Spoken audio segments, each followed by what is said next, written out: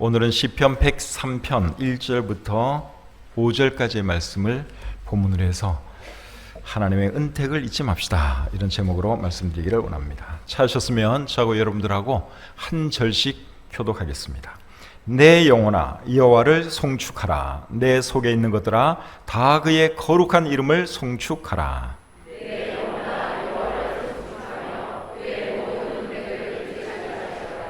그가 내 모든 죄악을 사하시며 내 모든 병을 고치시며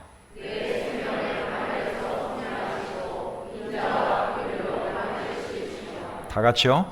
좋은 것으로 내 소원을 만족하게 하사 내 청춘을 독수리같이 새롭게 하시는도다. 아멘. 은혜와 사랑이 충만하신 하나님 아버지, 귀한 주일을 제게 허락해 주시고 오늘 이 자리에 모여서 우리 하나님을 예배하게 해주신 것 참 감사합니다. 이 땅에 풍요를 허락해 주시고 또 우리에게 먹을 것, 입을 것, 모든 필요한 것 공급해 주시는 은혜 또한 감사합니다. 추석 명절 잘 보내게 해주시고 오늘 즐거운 마음으로 우리가 이 자리에 모였습니다. 온전히 하나님께 예배하는 이 한 시간 되도록 도와주시고 또 오늘 이 말씀을 통해서 하나님의 은혜에 더 깊이 감사하는 귀한 시간 되도록 주님 인도해 주시옵소서. 우리 중에 아직 하나님을 알지 못하는 분 계시면 하나님 긍휼히 여겨 주시고 꼭 살아계신 하나님을 믿고 하나님께 소망 두며 살아가게 해 주시옵소서. 모든 것 주님께 의탁하오며 예수님의 이름으로 기도드립니다. 아멘. 자리에 앉겠습니다. 오늘은 시편 103편 1절부터 5절까지 말씀을 읽었는데, 시편 103편은 다윗의 시입니다.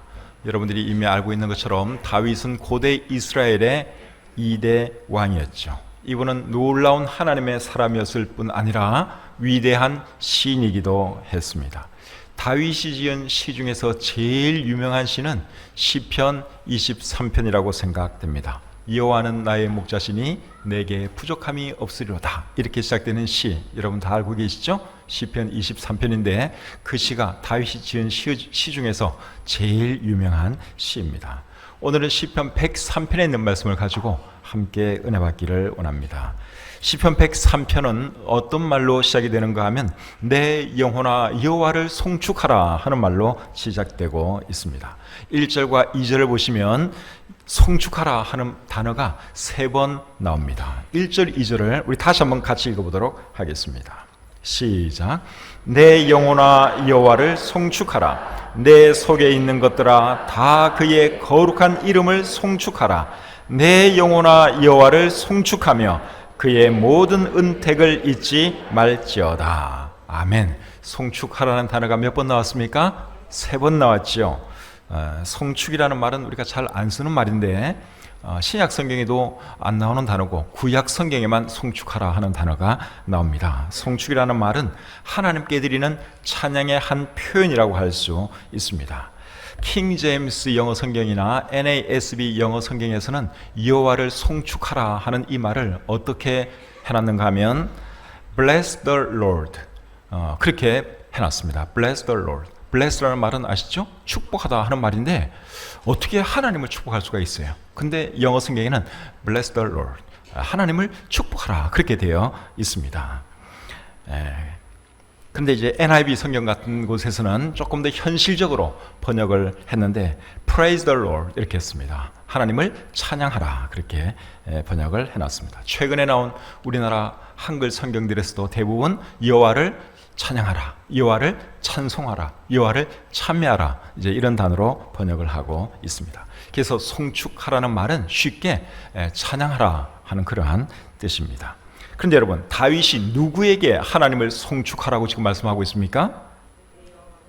자기 자신에게 하나님을 송축하라, 그렇게 말씀을 하고 있습니다. 1절 말씀을 다시 읽어보시면 내 영혼아 여호와를 송축하라. 내 속에 있는 것들아 다 그의 거룩한 이름을 송축하라, 그렇게 말씀을 하고 있죠. 내 영혼아 그랬어요. 내 영혼아, 내 영혼, 자기 자신을 말하는 것입니다. 그리고 내 속에 있는 것들, 이것도 자기의 전부를 말하는 것이죠. 그러니까 자기 자신에게 다윗이 뭐라고 말하는가 하면 내 영혼아 여호와를 송축하라. 자기 자신에게 지금 그렇게 말씀을 하고 있는 것이죠. 무엇 때문에 하나님을 송축하라고 말합니까? 하나님께서 베푸르신 그 은택 때문에 하나님을 송축하라, 그렇게 말씀하고 있죠. 2절 말씀을 보겠습니다. 내 영혼아 여호와를 송축하며 그의 모든 은택을 잊지 말지어다. 하나님을 송축하라, 하나님을 찬양하라, 그렇게 말을 하는데, 그렇게 해야 하는 이유를 어떻게 설명하고 있어요? 하나님께서 베풀으신 모든 은택 때문이라고 말씀하고 있죠. 은택이라는 말은 은혜와 덕택이라는 말이죠. 영어 성경에서는 benefit, 그런 단어를 썼습니다. benefit은 혜택이라는 뜻이죠. 그래서 하나님의 은택, 은혜와 덕택인데, 하나님께서 베푸르신 은혜와 덕택, 은택을 생각할 때 다윗은 하나님을 찬양하지 아니할 수가 없었습니다. 그래서 하는 말이 내 영혼아 여호와를 송축하라. 내 속에 있는 것들아 다 그의 거룩한 이름을 송축하라. 내 영혼아 여호와를 송축하며 그의 모든 은택을 잊지 말자다. 너무너무 하나님의 은혜가 감사했기 때문에, 하나님께서 자신에게 베푸르신 모든 은택들이 너무너무 고마웠기 때문에 다윗은 이런 말로 하나님을 찬양하고 있습니다. 자, 구체적으로 하나님께서는 다윗에게 어떤 은택을 베풀어 주셨느냐? 거기에 대해서는 오늘 본문 3절부터 5절까지의 기록이 되어 있습니다. 자, 3절부터 5절까지 말씀을 우리 또 한번 같이 읽어보겠습니다. 시작. 그가 내 모든 죄악을 사하시며 내 모든 병을 고치시며 내 생명을 파멸해서 속량하시고 인자와 긍휼로 관을 씌우시며 좋은 것으로 내 소원을 만족하게 하사 내 청춘을 독수리같이 새롭게 하시는도다. 자, 여기 보시면 하나님께서 베풀어 주신 은택 5가지를 말씀하고 있습니다. 그런데 이 5가지 은택은 하나님께서 다윗에게만 베풀어 주신 은택이 아니라 사실은 저와 여러분들에게 베풀어 주신 은택이기도 합니다. 그래서 우리도 어떤 삶을 살아야 되는 거죠? 하나님을 찬양하는 삶, 하나님께 감사하는 삶을 살아야 할 줄 믿습니다. 자, 그럼 5가지 은택이 무엇인지 하나씩 살펴보겠습니다. 첫 번째 은택은 죄를 용서해 주시는 은택입니다. 3절 상반절에 보면 그가 내 모든 죄악을 사하시며, 첫 번째 하나님의 은택은 뭔가 하면 죄를 용서해 주시는 은택입니다. 여러분, 이 은택은 보통 큰 은택이 아닙니다. 큰 죄를 지어서 사형을 당하게 된 사형수가 여러분 사면을 받았다고 하면 생각을 해보세요. 얼마나 기쁘겠습니까? 그리고 누구에게 잘못을 했는데, 그래서 그 사람을 볼 면목이 없는데 늘 죄책감 속에서 살아가다가 그 사람이 나를 용서해 줬어요. 그때 여러분 얼마나 기쁩니까? 그래서 이 죄를 용서해 주시는 은택은 보통 큰 은택이 아니라는 것이죠. 다윗은 실제로 하나님의 죄 사함의 은택을 체험한 사람입니다. 밧세바를 범하고 그의 남편 우리아를 죽인 죄 때문에 죽어 마땅한 사람이지만 하나님께서는 다윗을 용서해 주셨습니다. 그 은택을 생각할 때 다윗은 하나님을 찬양하지 아니할 수가 없었어요. 그런데 여러분, 죄 사함의 은택은 다윗만 받았습니까? 저와 여러분들도 하나님의 죄 사함의 은택을 받은 사람들이죠. 우리는 우리의 죄와 허물 때문에 마땅히 죽어야 했던 사람들입니다. 그런데 하나님께서 저와 여러분들을 사랑하셔서 독생자 예수 그리스도를 이 땅에 보내주시고 예수님을 십자가에 펴려 죽게 하심으로 저와 여러분들의 모든 죄를 다 용서해 주셨습니다. 보통 큰 죄사함을 받은 것이 아닙니다. 그래서 그 은혜와 그 사랑을 생각하면 우리가 하나님을 찬송하지 아니할 수가 없는 것이죠. 찬송가 143장 4절 가사는 이렇게 되어 있습니다. 나 십자가 대할 때에 그 일이 고마워 내 얼굴 감히 못 들고 눈물 흘립니다. 우리 주님께서 우리에게 베푸르신 그 사랑과 용서 생각하면 여러분 정말 얼마나 감사한지 모릅니다. 그래서 우리가 늘 주님께서 우리의 죄를 용서해 주신 그 사실로 인하여 주님께 감사하시고 주님을 찬양하는 저와 여러분들의 삶이 될 수 있기를 바랍니다. 두 번째로 하나님께서 우리에게 베풀어 주시는 은택은 병을 고쳐주시는 은택입니다. 3절 말씀을 다시 보겠습니다. 그가 내 모든 죄악을 사하시며 내 모든 병을 고치시며. 첫 번째 은택은 죄 사해 주시는 은택이고, 두 번째 은택은 뭡니까? 병을 고쳐주시는 은택이에요. 병을 고쳐주시는 은택도 큰 은택이죠. 여러분, 병에 걸려보지 않은 사람은 병이 주는 고통과 불편함을 잘 모를 수 있습니다. 그런데 병에 걸려본 사람은 병이 주는 고통과 불편함이 얼마나 큰지를 잘 압니다. 병에 걸려 고통 중에 있는 사람에게 당신이 원하는 것이 무엇입니까? 이렇게 물으면 뭐라고 대답하는 줄 아십니까? 권력을 원합니다. 돈을 원합니다. 그렇게 말할 것 같습니까? 그렇게 말할 사람 아무도 없습니다.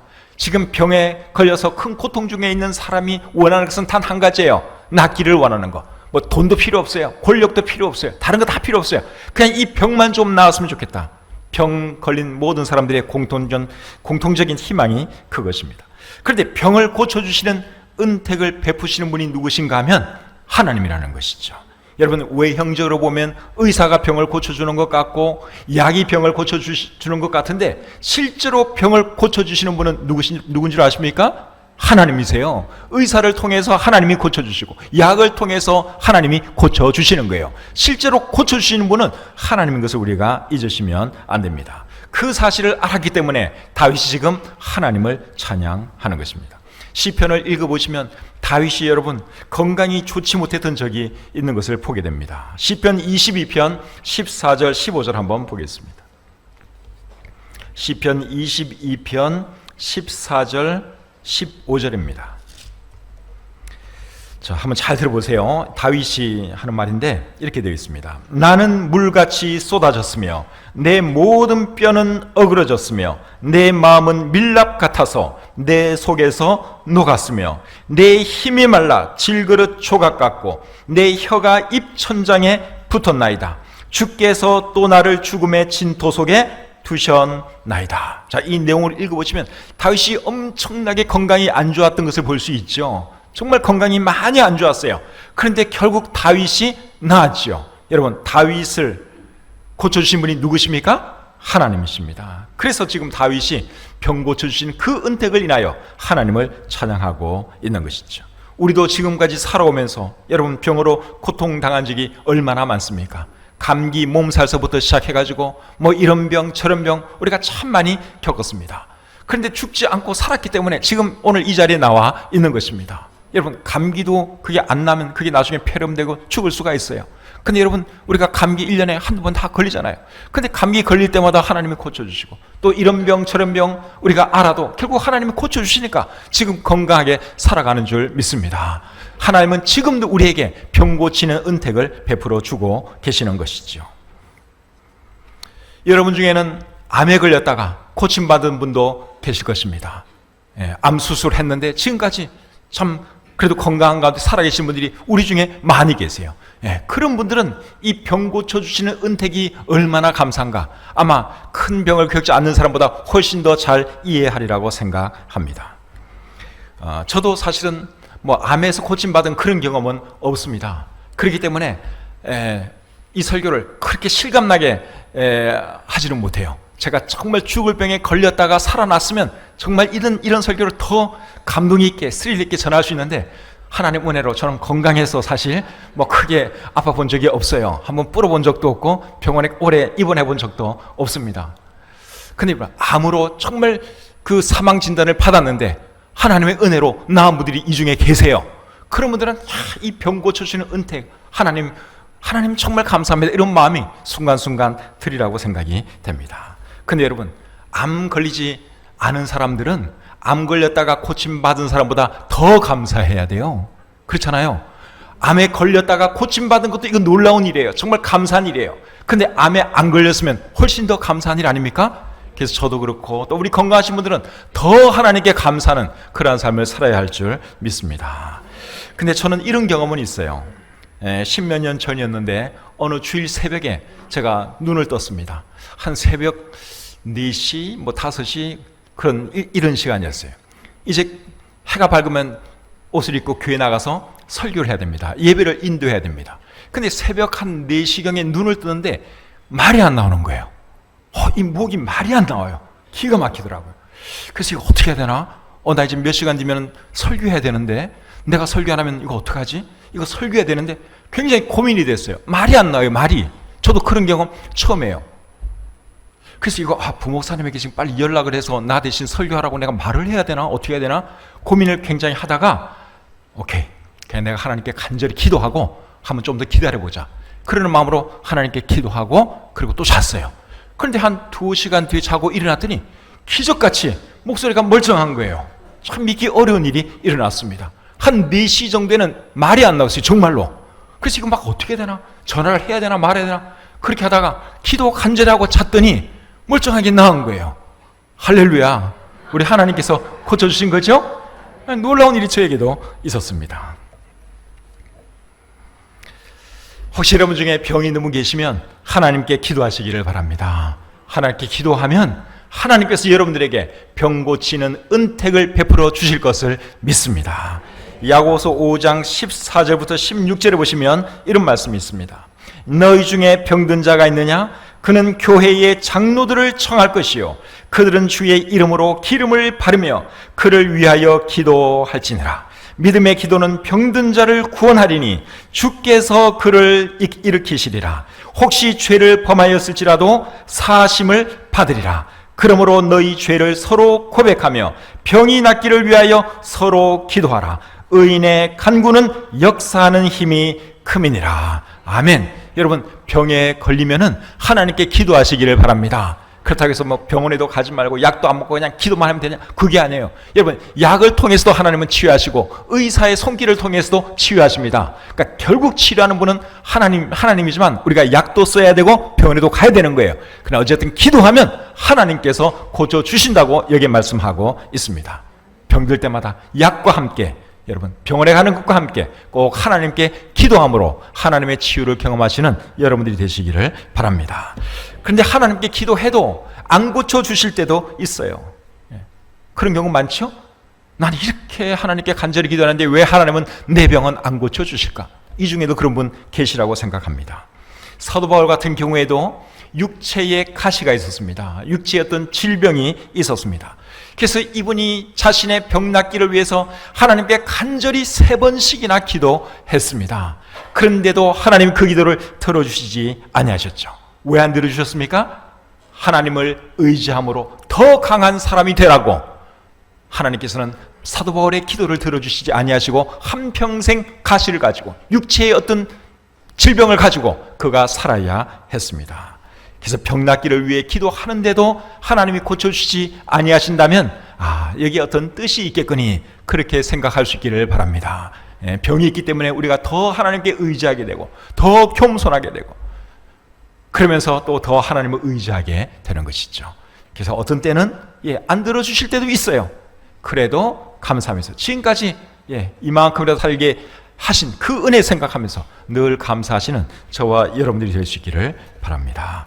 3번째로 하나님께서 베풀어 주시는 은택은 생명을 지켜주시는 은택입니다. 4절에 보시면 이렇게 되어 있죠.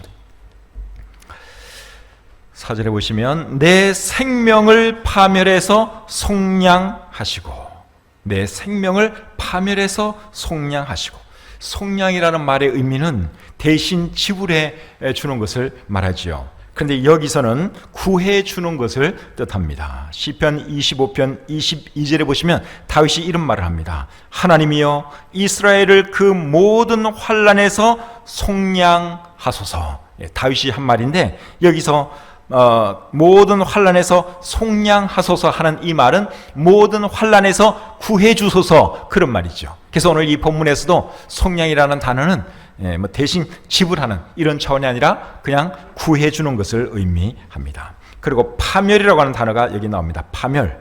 근데 NIV 성경과 NASB 영어 성경에서는 pit, 구덩이라는 단어로 번역을 해놨습니다.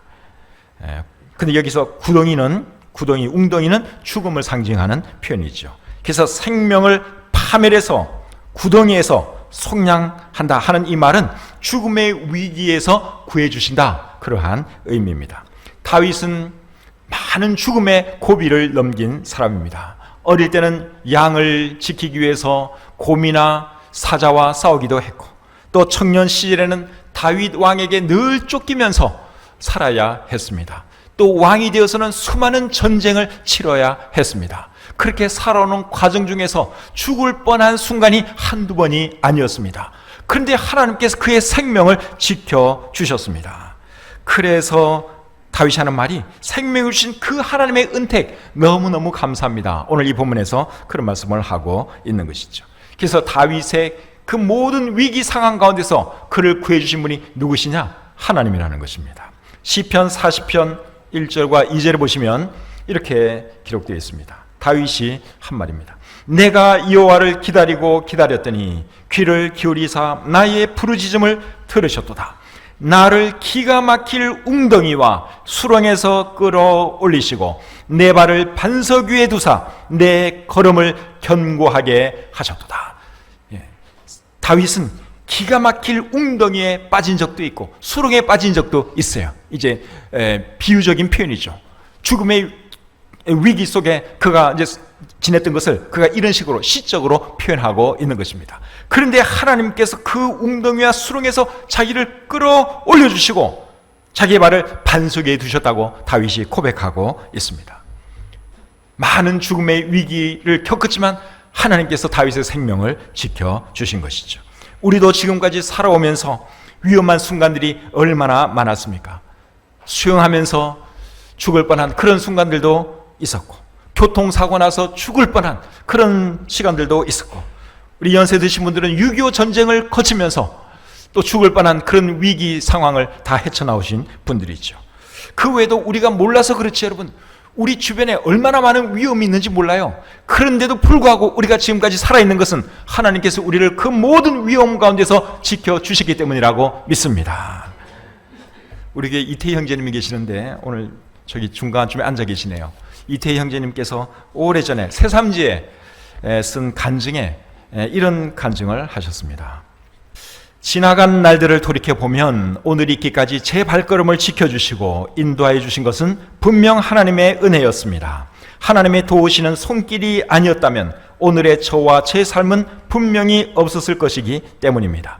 저는 살면서 죽을 고비가 몇 번 있었습니다. 철부지 개구장이 시절과 중학교 시절, 수영을 잘하여 여름이면 수영을 즐기곤 하였는데 2번이나 죽음의 문턱까지 가는 무서운 경험을 했습니다. 초등학교 5학년 때는 시골의 물 맑은 경안천에서 모래 속에 파묻힌 다슬기를 정신없이 잡다가 물이 빙빙 도는 깊은 곳에 빠져 죽을 뻔하였고, 또 한 번은 중학생 시절 겁없이 한강에 들어갔다가 장마 후에 누른 흙탕물과 빠른 물살에 휩쓸려 떠내려갈 뻔하였습니다. 그때 예수님도 모른 채 죽었다면 어떻게 되었을까 생각만 해도 앞이 깜깜합니다.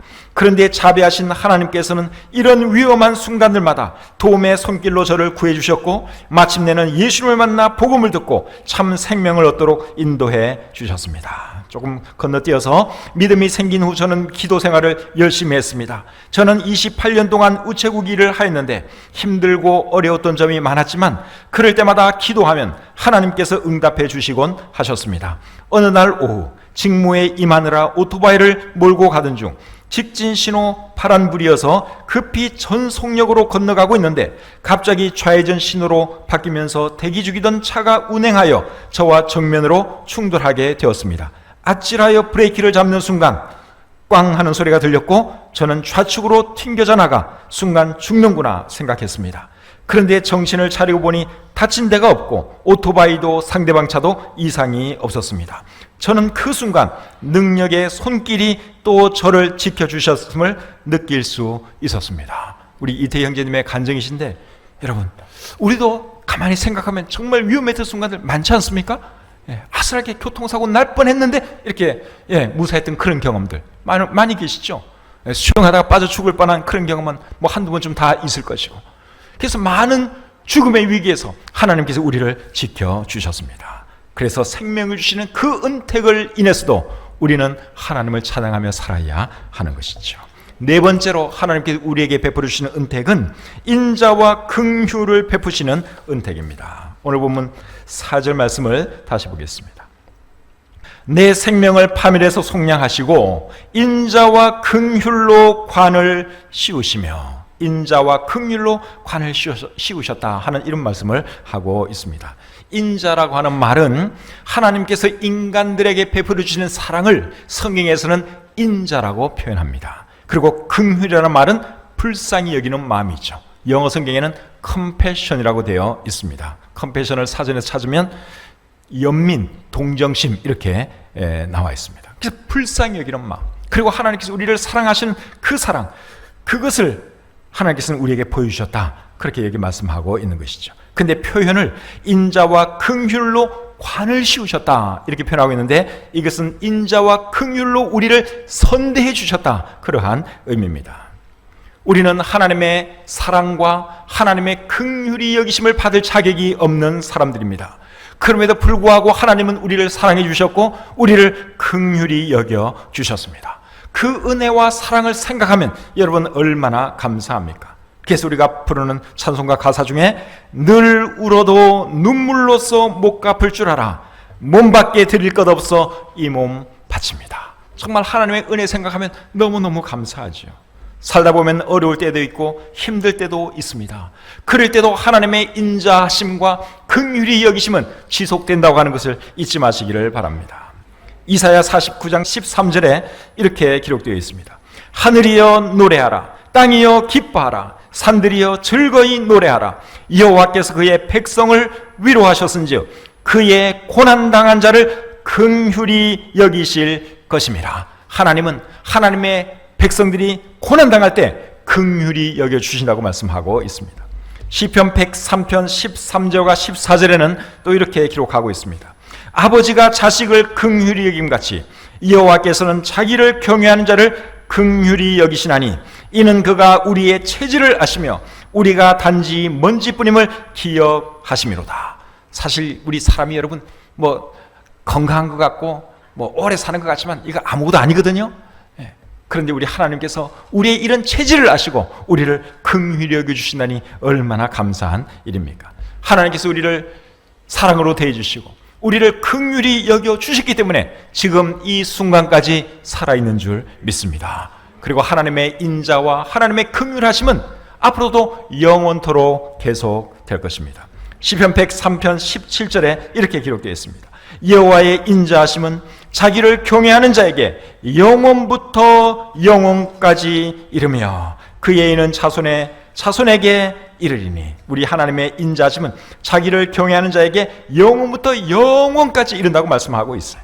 또 시편 23편 6절은 이렇게 기록되어 있죠. 내 평생의 선하심과 인자하심이 반드시 나를 따르리니 내가 여호와의 집에 영원히 살리로다. 우리 하나님의 인자, 하나님의 긍휼하심, 지금 이 시간에도 함께하고 있고 앞으로도 영원할 것입니다. 마지막 다섯 번째로 하나님께서 베푸시는 은택은 인생을 만족하게 하시고 새롭게 하시는 은택입니다. 자, 5절 말씀을 우리 같이 한번 읽어보겠습니다. 5절 시작. 좋은 것으로 내 소원을 만족하게 하사 내 청춘을 독수리같이 새롭게 하시는도다.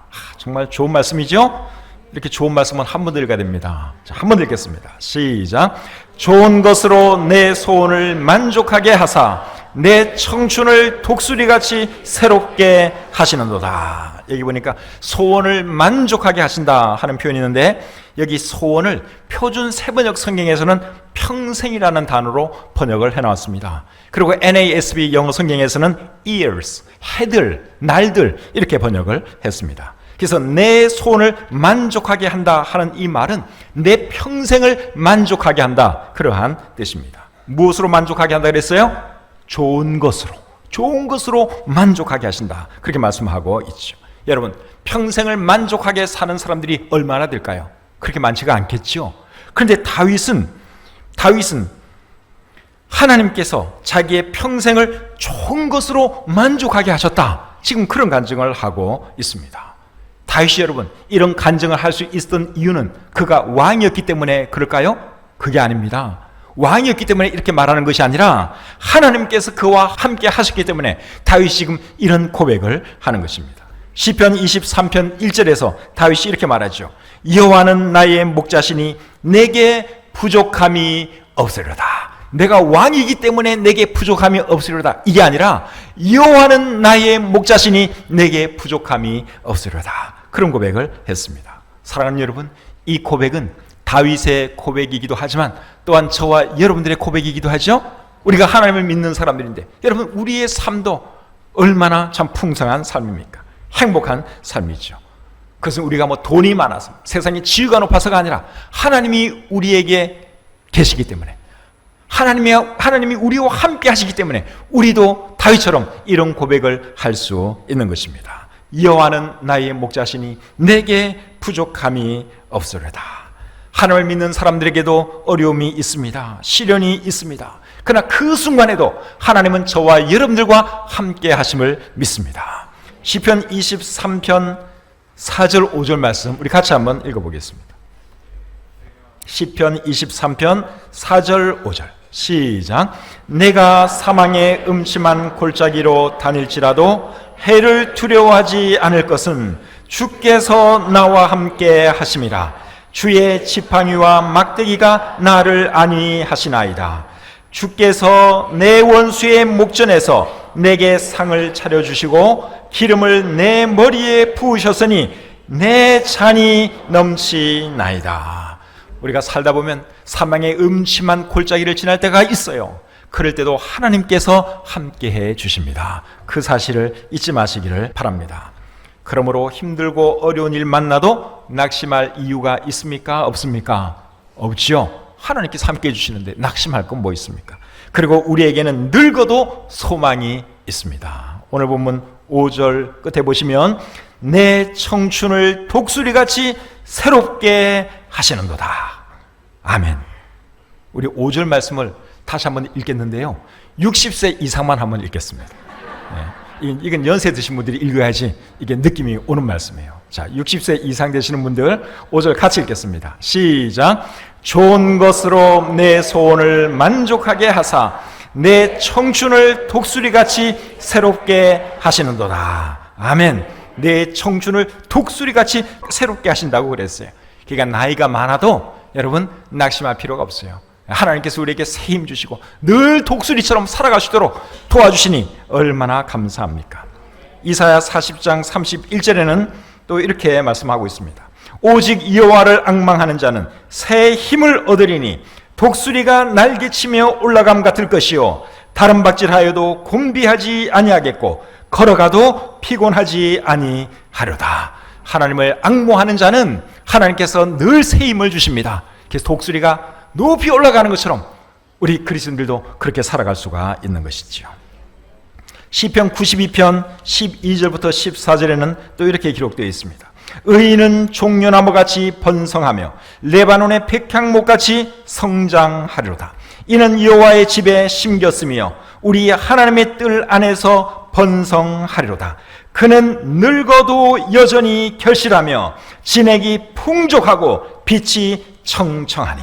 늙어도 여전히 결실하며 진액이 풍족하고 빛이 청청하다고 말씀하고 있습니다. 우리 교회에 연로하신 분들 많이 계시는데 여러분의 노후가 정말 하나님께서 주시는 축복을 인하여 늘 풍성하고 청청한 그러한 노후가 되시기를 주님의 이름으로 축복합니다. 이런 삶을 허락하신 우리 주님의 은혜 생각하면 얼마나 감사합니까? 그래서 우리 하나님의 은혜를 잊지 말고 살아가시는 저와 여러분들이 되었으면 좋겠습니다. 오늘 이 본문을 통해서 5가지 은택에 대해서 생각을 해보았습니다. 근데 잘 생각해보면 5가지뿐만이 아닙니다. 하나님께서는 우리에게 정말 많은 은택을 허락해 주셨습니다. 우리에게 가족을 허락해 주시고 먹을 것과 입을 것과 살 집을 허락해 주시고 교회를 허락해 주시고 좋은 성도님들 허락해 주셨고 영원한 생명과 천국의 소망을 우리에게 허락해 주셨습니다. 이런 은택들을 생각하면 우리가 자다가도 벌떡 일어나서 하나님께 감사하고 찬양해야 된다고 생각을 합니다.